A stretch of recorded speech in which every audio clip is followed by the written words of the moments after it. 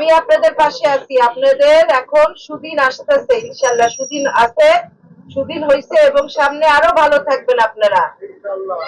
কিন্তু আমার কথাটাও এবং আপনাদের যে নেতারা যারা আপনাদের পাশে থাকে, যাদের আপনাদের সমস্যায় যাদের কাছে আপনারা যান, তাদের কথাটাও মনে রাখতে হবে। তাদের মাধ্যমে আমার কাছে আসতে পারবেন।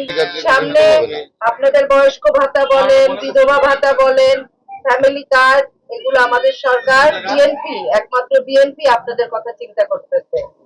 আর কোন দল আইসা আপনাদের ঈদের সময় আপনাদের পাশে দাঁড়াবে না। হ্যাঁ, এই আমাদের দলই সবসময় এই সাধারণ মানুষের কথা চিন্তা করে। তাই আমি আশা করব যে আপনারা আমাদের পাশে থাকবেন। যখন আমাদেরও একটা আপনাদের কাছে আবদার নিয়ে আসবো, দাবি নিয়ে আসবো, আমাদের কথাটা আপনারা শুনবেন, এই আশাটা আপনাদের কাছে করি।